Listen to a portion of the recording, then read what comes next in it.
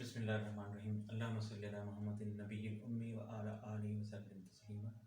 आज का मौजू हमारा है, हम आजकल ब्रिक्स पढ़ रहे हैं। सबसे पहले हमने पढ़ी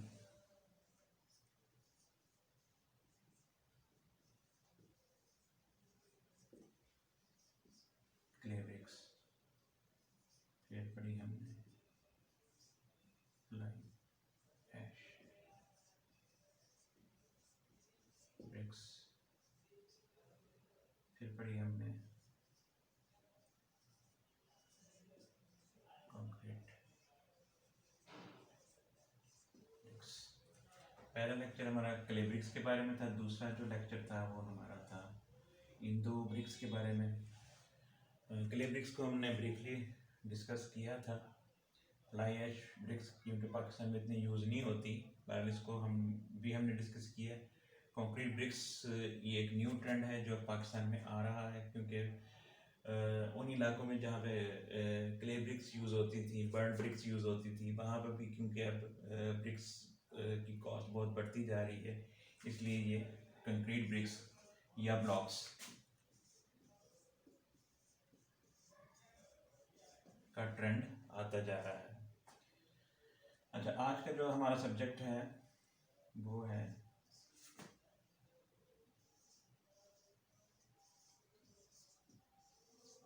sand lime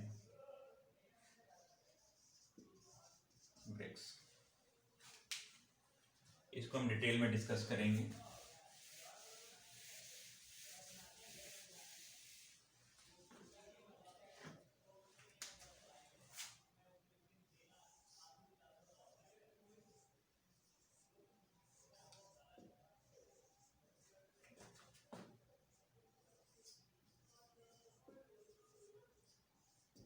Sand lime bricks. This is also called calcium silicate bricks. Composition क्या है इसकी?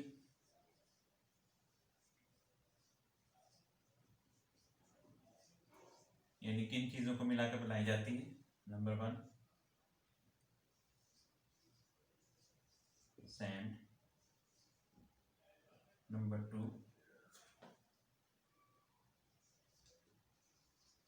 लाइम या चूना,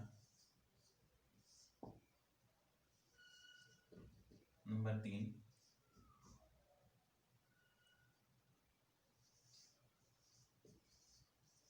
फ्लाई ऐश। अच्छा, इसकी प्रिपरेशन कैसे होती है? ये तीन, इसकी कंपोजिशन में क्या चीजें शामिल हैं? सैंड, लाइम, फ्लाई ऐश, और चौथा एलिमेंट तो डेफिनेट है वाटर।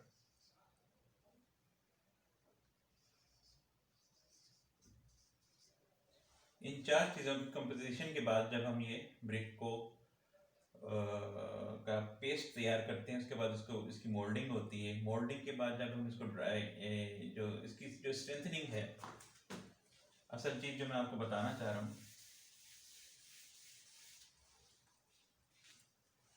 इसकी जो स्ट्रेंथनिंग है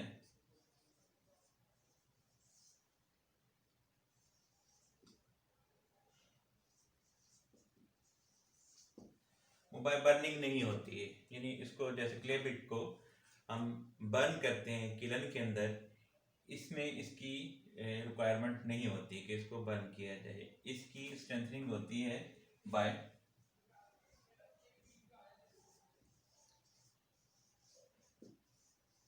केमिकल रिएक्शन। यानी जब ये वेट फॉर्म से मोल्डिंग कर लिया, वेट फॉर्म में इसको ला के हमने इसकी मोल्डिंग की, उसको सूखने के लिए डाला, यानी ड्राई प्रोसेस में जब चल रही है, इस ड्यूरेशन में इसका एक केमिकल रिएक्शन होता है जिसके ज़रिए इसकी स्ट्रेंथ आ जाती है।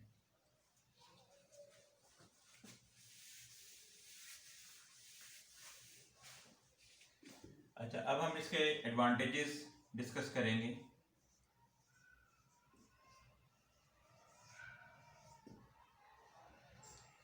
एडवांटेजेस क्या होते हैं इसकी? सबसे पहले इसका कलर है जो ग्रे होता है और यूनिफॉर्म होता है।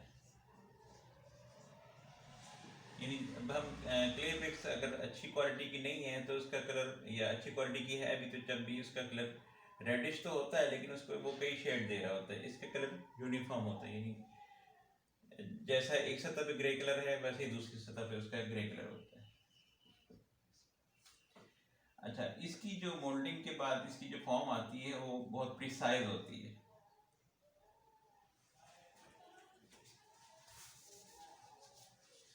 इसके एजेस जो है ना, एजेस स्ट्रेट एंड प्रिसाइज होते हैं, यानी बिल्कुल इसकी जो फॉर्म, ये शेप होती है ना, बिल्कुल एक्यूरेट और शार्प एजेस होते हैं। क्योंकि ड्यूरिंग बर्निंग जब हम क्ले ब्रिक को बर्निंग करते हैं तो वो थोड़ी बहुत जो है ना उसकी शेप डी-शेप होती है, लेकिन ये क्योंकि केमिकल रिएक्शन के ज़रिए इसकी स्ट्रेंथनिंग होती है, इस वजह से इसकी जो शेप है वो स्ट्रेट और प्रिसाइज होती है।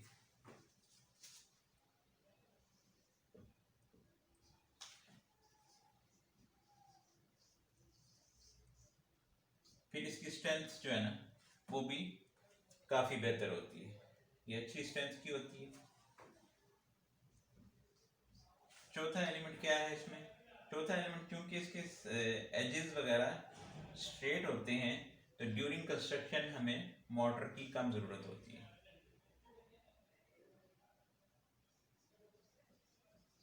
Less motor required during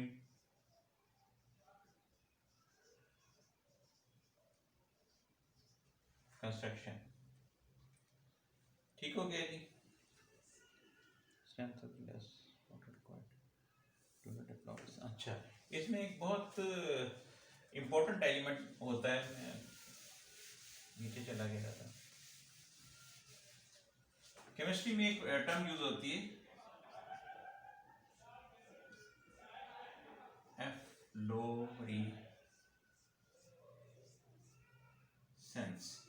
efflorescence क्या है? एफ्लोरेसेंस ये है कि किसी चीज़ की सतह पर उसके अंदर जो केमिकल्स या सॉल्ट्स या मिनरल्स वगैरह हैं वो जाहिर हो जाना। आपने देखा होगा जो क्ले ब्रिक्स हैं उसके ऊपर अक्सर आपने देखा होगा वाइट कलर के डॉट्स आ जाते हैं, वो सॉल्ट्स होते हैं जो उसके अंदर मौजूद होते हैं।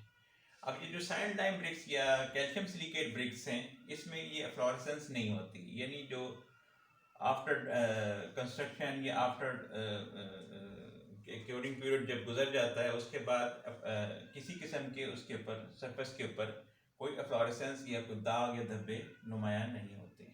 ये एक बहुत अच्छी खूबी है इसकी। अच्छा, नेक्स्ट ब्रिक्स है हमारी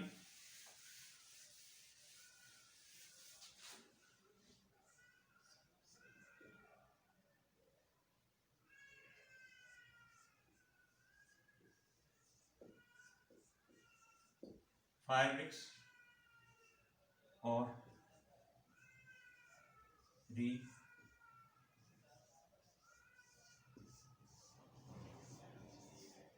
रिफ्रैक्टरी ब्रिक्स।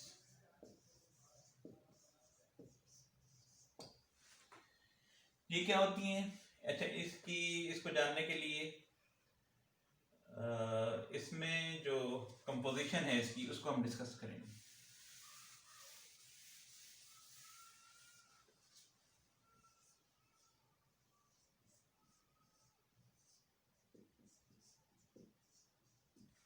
कंपोजिशन इसमें ये भी बेसिकली क्ले ब्रिक्स है, लेकिन इसकी जो क्ले हम हासिल करते हैं वो वेल प्रोसेस्ड होती है। फिर उसमें हम एक एलिमेंट ऐड करते हैं एल्युमिनियम ऑक्साइड का।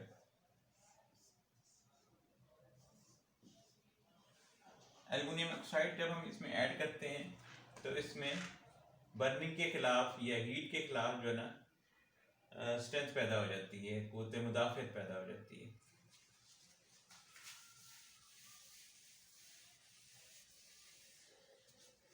अच्छा, इसके यूजेस क्या हैं? इसकी जितने भी फर्नेसेस वगैरह में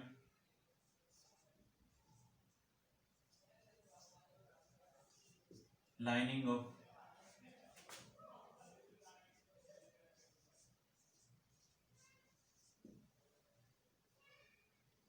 furnaces, और इसके अलावा किलर अपना इसमें भी यूज़ होती है, जो बेकरी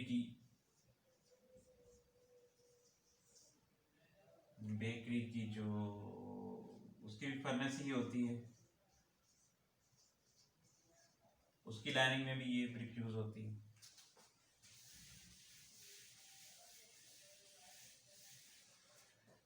अच्छा, अब हमारा ब्रिक्स का टॉपिक एंड हो रहा है, तो अब हम ओवरऑल तमाम ब्रिक्स को लेके उसके एडवांटेजेस पे एक नज़र डालेंगे।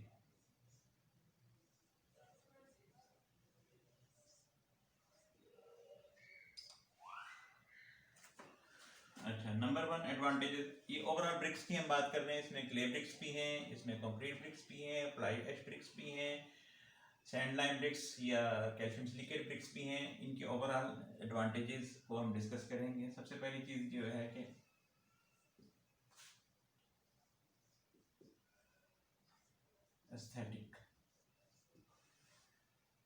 एस्थेटिक्स क्या है? बिल्डिंग की खूबसूरती। जहाँ हम इसको लगा रहे हैं वो चीज़ हम मैक्सिमम खूबसूरती में बना सकते हैं। वॉल्स हैं, बाउंड्री वॉल्स हैं, फेसेस हैं बिल्डिंग्स के, उसमें आर्किटेक्चरल फीचर्स दे सकते हैं, ऑर्नामेंटल कंस्ट्रक्शन हम कर सकते हैं। ये सारी चीज़ें हम एस्थेटिक्स में लेके ब्रिक्स के को यूज़ करके एज ए कंस्ट्रक्शन मटेरियल हम उस बिल्डिंग में या उस कंस्ट्रक्शन में हासिल कर सकते हैं। यही चीज़ हम ब्रिजेज़ में भी ब्रिक्स इस्तेमाल होती हैं। आपने देखा होगा ब्रिजेज़ में, कलवर्ट्स में भी पहले जो ब्रिक्स थे, अपना ब्रिजेस वगैरह थे, वो इन्हीं के बनाए जाते थे, उसके अपार्टमेंट्स वगैरह, पियर्स वगैरह। नेक्स्ट लेक्चर्स हमारे ब्रिजेस और कलवर्ट्स वगैरह पर जब आएंगे तो हम इसको डिस्कस करेंगे कि उसके मटेरियल के तौर पर ब्रिक्स को हम यूज़ करेंगे। पर वहाँ पर भी आप इसको कंस्ट्रक्शन में देखेंगे, ये ओल्ड बिल्डिंग्स जितनी भी हैं हमारे अंदरूनी शहर की या लाहौर की, जो शाही किला है उसमें भी ब्रिक्स का इस्तेमाल है और बहुत खूबसूरत अंदाज में किया गया है। दूसरी चीज़ है पोरोसिटी, यानी ये ब्रिक्स जो है ना पोरस होती हैं, मॉइस्चर को अब्जॉर्ब करती हैं। फ़ायदा क्या होता है इसका? अगर बारिश हुई है, मॉइस्चर को अब्जॉर्ब कर लेंगी, सरफेस पे नहीं रहेगा। उसके बाद आहिस्ता आहिस्ता उसको जैसे जैसे सूरज निकलेगा, हीट बढ़ेगी, उसको इवेपोरेट कर देंगे।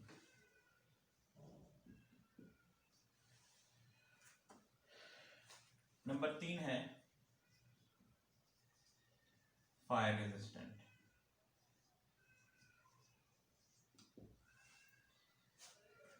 ब्रिक कंस्ट्रक्शन एक अच्छा फायर रेजिस्टेंट है, फायर के अगेंस्ट। खुदा ना खास्ता आग लगती है तो ब्रिक स्ट्रक्चर उसके आगे सस्टेन करता है 5 से 6 या 7 या 8 घंटे तक। वो अगर आग फुल हीट में जल रही है उसके बावजूद ब्रिक स्ट्रक्चर सस्टेन करता है, यानी फायर रेजिस्टेंट है।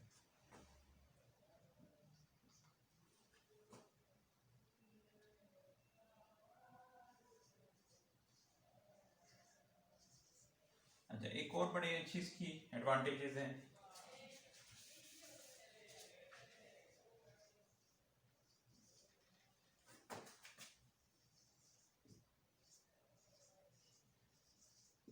साउंड एटेन्यूएशन, यानी ब्रिक स्ट्रक्चर जो होता है, ये ब्रिक वॉल जो होती है ना, साउंड प्रूफ होती है। यानी हम एक कमरे में जो गुफ्तगू कर रहे हैं वो दूसरे कमरे में बैठे अफराद जो है ना वो नहीं सुन सकते। इसकी जो इकाई होती है डेसिबल में होती है। यानी अगर आप देखें 4.5 इंच की अगर आपकी वॉल है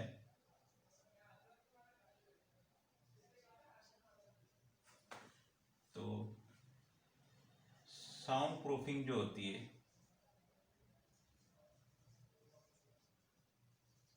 वो तकरीबन 45 डेसिबल तक होती है।